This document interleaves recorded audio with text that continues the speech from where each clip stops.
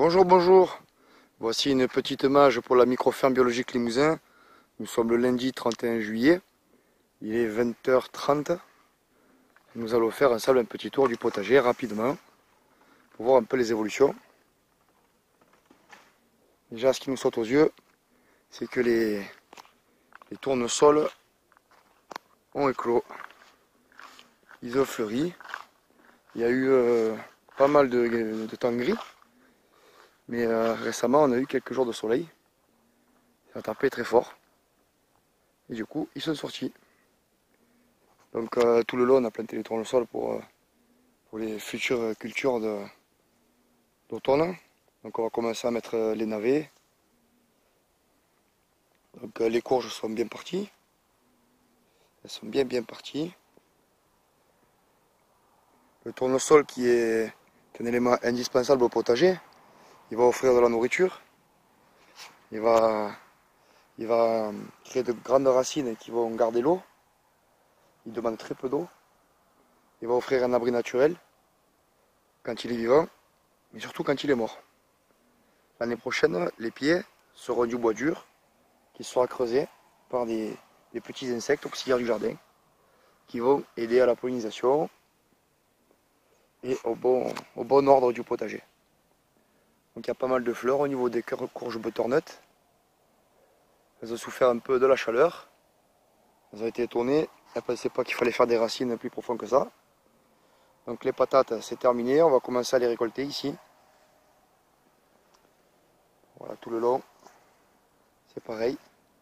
Avec quelques retards de croissance à certains endroits. Au niveau des fruits, c'est plutôt pas mal reparti. Malgré que le début de saison a été dur pour eux. Avec le froid, la pluie, le gel. On a eu de grosses chaleurs au mois de mai. Et d'un coup, on a eu presque de la glace. Donc, du coup, ils n'ont pas bien compris. Ce qui fait que nous avons eu une fructification ratée. Puisque toutes les fleurs se sont pris le gel. À la fois pour les framboisiers, les mûriers, les cassis. Il n'y a que les groseilles qui ont tenu coup. Il y en a qui vont avoir beaucoup de mal à revenir parmi nous. Il y en a qui y arrivent.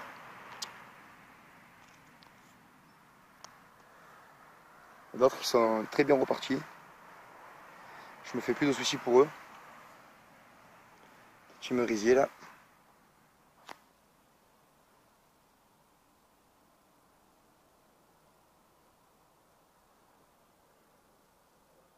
On commence à voir que ça jaunit de partout, ça blanchit. Ce qui est normal. Donc on a plein de petites grenouilles, des tritons au potager. Des choses qui ne sont pas forcément habituelles dans un potager. Et puis la tomate. La variété l'ermite sur l'exemple de Pascal Pout. La résilience des graines. Celui-ci qu'on connaît déjà.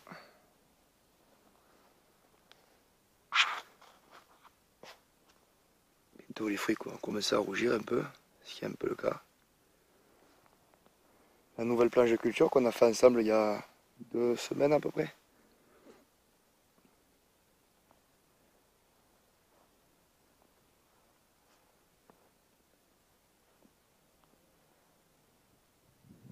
Donc mes planches sont pas très larges, elles font 1,20 m. Et elles sont travaillées sur 1,50 m à peu près. C'est-à-dire que je greline le bord, hein, dans le but de casser les galeries de mulot le plus loin possible. Voilà. C'est un mot qui revient très souvent dans ma bouche, car ici c'est la seule gêne que nous avons au niveau du potager, puisque même les limaces ne font pas de dégâts. Donc là j'attends que la butte à maïs commence à pousser. Je trouve que c'est un peu long quand même, comparativement à certains champs que j'ai vus. Donc là je leur ai donné un petit peu d'eau, parce qu'il a fait très chaud aujourd'hui. Je me promène avec mes arrosoirs, à la main, j'en mets très peu.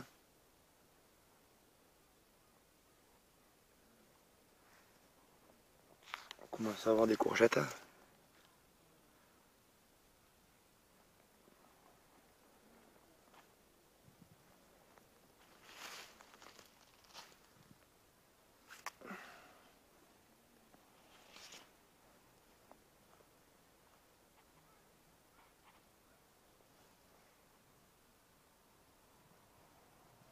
C'est du micro-pied de maïs. Je n'ai pas trop bien compris pourquoi.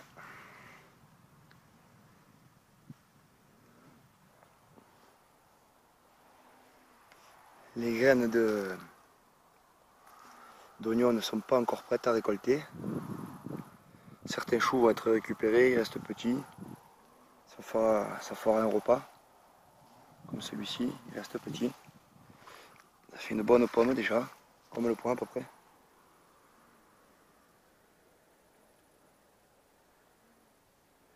Au niveau des fleurs, c'est toujours pareil, au jour le jour. Ça reste pas très longtemps. Donc il faut en profiter quand elles sont là. Le pied de pastèque, ça pousse de partout avec les premiers soleils. Donc il n'y a pas trop d'attaque. Vous voyez qu'il a dû faire bien chaud aujourd'hui pour que...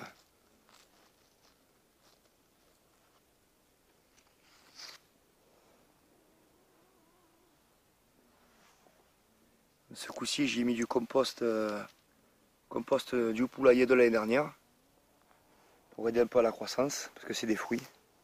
Les fruits, il faut les nourrir. Ça ne pousse pas tout seul dans la terre, il faut les nourrir pour avoir de beaux résultats.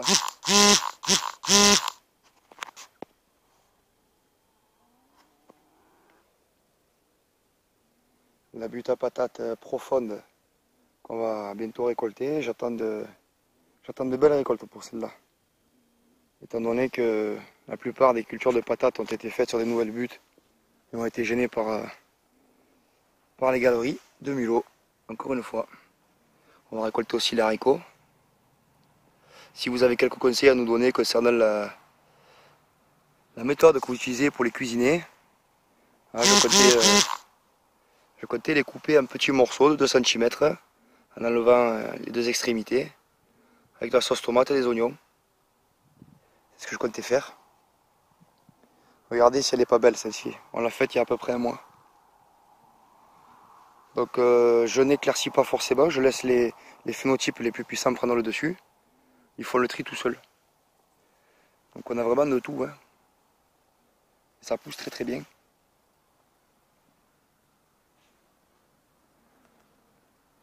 Les œillets d'Inde sont quasiment tous sortis.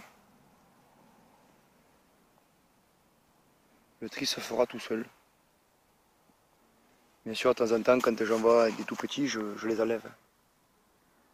Pour pas perdre de temps. La petite menthe qui pousse tranquillement. Les choux rouges. Il faudrait que j'aille voir un peu vos vidéos pour voir un peu où en sont vos choux rouges parce que les miens sont petits. Alors je sais pas si c'est la bonne saison pour eux. C'est vrai que j'ai pas trop le temps d'aller regarder comme avant les vidéos qui m'ont beaucoup appris. Dans les fèves, j'ai pas très bien compris pourquoi. En quelques jours, les feuilles se sont oxydées comme ça.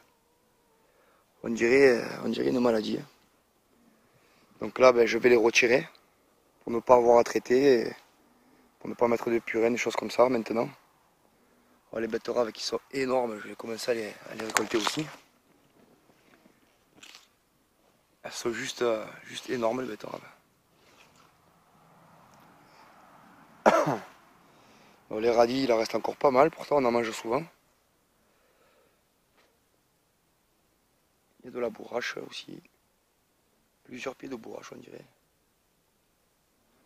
Et les beaux radis comme ça. Un petit radis.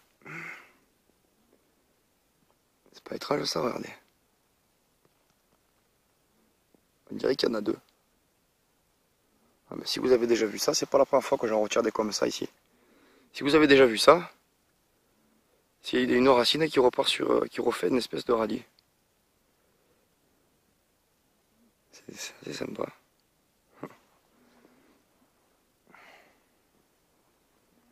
Donc au niveau des fleurs, on commence à avoir des couleurs avec le soleil. Demain elles seront bien ouvertes toutes.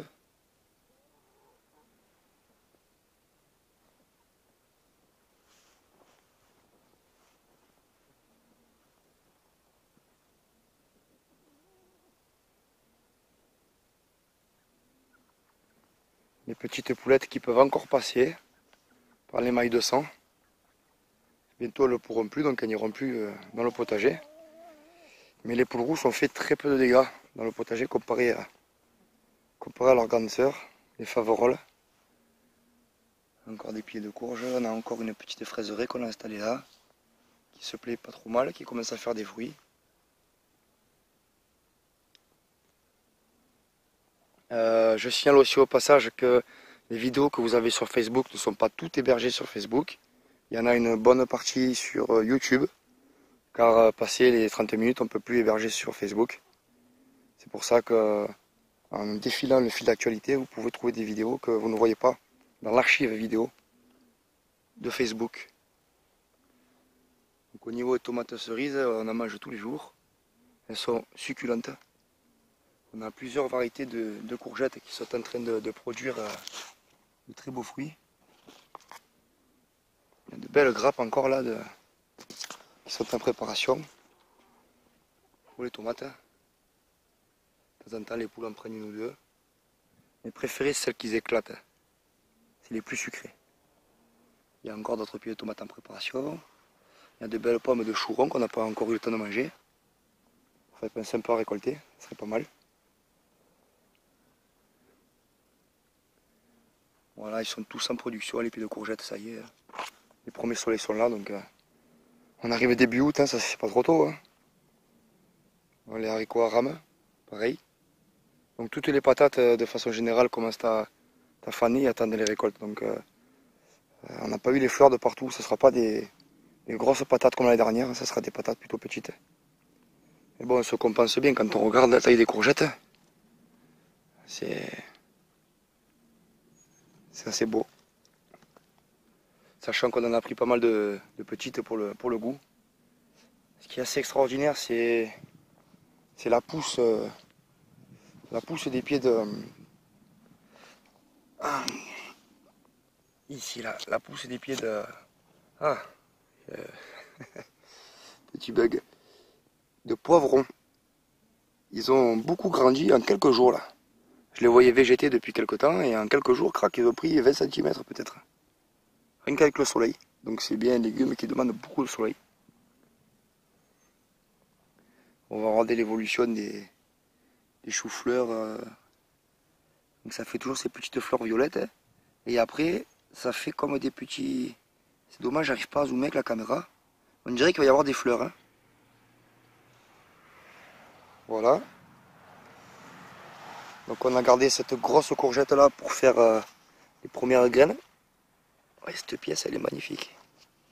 Une belle grosse courgette sans engrais bien sûr. Juste au BRF, sans compost, sans rien du tout. Ce qui concerne cette partie du jardin. Donc il y a beaucoup de courgettes en fabrication. Rien que sur ce rang là déjà j'arrive à en compter une dizaine là par terre. La fraiserie que j'ai représentée la semaine dernière c'est considérablement étoffé. Et on rentre bien en production de fruits. On attendait juste le soleil. Donc les autres de première génération continuent de végéter, elles sortent les premières fleurs tout le long. Mais en ce qui concerne les fruits, j'en doute, hein. On verra ça ensemble au fil du temps. Les artichauts qu'on a mis à l'ombre, ça ne les a pas forcément aidés. Il est bien plus gros celui qu'on a mis en plein soleil là.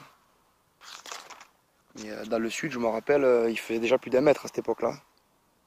Donc je ne sais pas si on aura dans les artichauts, on verra. Donc les tomates qui bien sûr sont là maintenant, sont rouges, on peut commencer à les manger, il y en a de partout. Il a plu pendant quelques jours et je remarque que le feuillage a quand même roussi.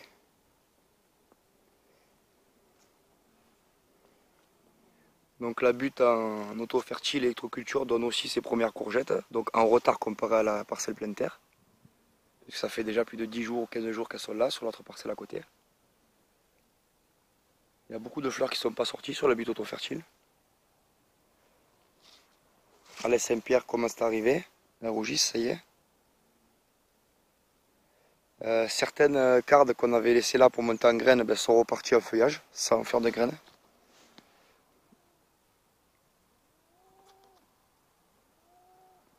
Voilà. On entend les vaches du champ d'à côté. On va manger aussi les choux. Pareil, si vous avez une petite recette maison là, je comptais les émincer, les faire en sauce tomate. Si vous avez une bonne recette à partager, je suis preneur pour goûter. Voilà ce qui concerne le potager en permaculture. Les parcelles pleine terre là maintenant commencent à devenir sèches. Donc les parcelles du bas, hein, qu'on a les deux parcelles d'en bas là-bas. On va aller y récolter les patates, en espérant que la récolte soit belle. On a des belles pièces là de fraisier. Celui-ci, il a fait 10 rejetons, celui-ci. Si on se souvient l'année dernière de la culture des fraisiers en sac, qu'on avait suspendu là-bas devant, il y avait 15 fraisiers qui en ont fait à peu près 20, si je ne me trompe pas, 23. Donc c'est pas terrible. Là, en pleine terre, dans les buts auto-fertiles, chaque fraisier s'est multiplié au minimum 5 fois. Sachant qu'on avait en tout et pour tout 23 fraisiers plus 40 que j'avais acheté. Donc là, je dois avoir à peu près 200 fraisiers. C'est pas pour autant que j'ai mangé des salades de fraises tous les jours. C'est la première année, donc ils pensent à se multiplier. L'année prochaine, il faudra davantage de fruits, c'est ce qu'on a pu remarquer ici. Voilà. Donc pour le moment, ça va bien. Les graines montent toutes. On a perdu pas mal de pieds de salade à cause des, vous savez, il y a des mulots. Un exemple de pied de fraise qui s'est marcotté de partout. Donc il était là. Il en a donné ici. Il en a donné un peu plus loin là-bas 2 autres. Il en a donné ici 2 autres. Il est venu encore un peu plus loin, il en a donné un autre ici. Un grand juste là. Donc c'est assez extraordinaire, ils se sont multipliés de partout. Et ils sautent en fruits. Donc en gros là, j'arrive à faire un bol de fraises tous les 2 jours, grosso modo. Quelque chose comme ça. Sans trop forcer. J'en manque beaucoup aussi parce qu'il y en a pas mal qui sont cachés, étant donné qu'on laisse tout monter. Un jardin sauvage comme on vient de nous dire il n'y a pas longtemps en commentaire. Un beau jardin sauvage. Donc j'arrive encore à me préserver des attaques de ravageurs avec le biomasse. Hein. Il y a beaucoup de variétés hein, de partout. Et ce qui me protège le plus, c'est surtout le fait d'avoir cet espace-là, cette réserve de nourriture abondante de partout, tout autour. Ils n'ont pas forcément envie de venir dans le potager. Ils n'arrivent pas bien à se repérer, ils n'arrivent pas à trouver les odeurs. Parce qu'il y a beaucoup de variétés. Le principe de la culture associée à l'allopathie, en permaculture.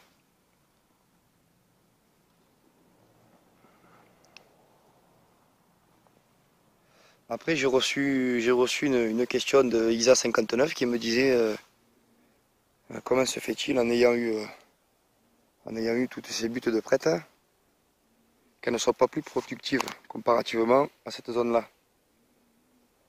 Je l'avais expliqué vite fait, mais c'est pour ça que dans la masse ça peut être filtré. Ces buttes, celles-ci là, celles-ci, elles étaient faites pour les ravageurs. Comme j'expliquais, j'aime bien mettre à manger un peu plus loin du potager. On remarque par rapport à l'espacement des couloirs, on est très serré dans ce coin-là, et là on s'espace beaucoup. Ce qui leur permet de maintenir leur petite galerie. Regardez, là il y a 2 mètres de couloir là, ici. Là on est sur 150 de couloir. Là on est sur 100. Et après on a des couloirs à 50. Et il y a déjà eu des récoltes. Malgré le fait que j'ai mis ça pour eux, on a récolté beaucoup de légumes dans ces buttes qui étaient à la base en place pour eux. Puisque les autres ont un grillage en galva en électroculture. Donc ils ont beaucoup de mal à remonter à la surface. Voilà les permas. Ben écoutez, j'espère que chez vous ça pousse aussi bien que ça. Que le temps est clément. Bientôt les vacances pour certains. En vous souhaitant un bon visionnage. Et au plaisir, à bientôt. Ciao ciao.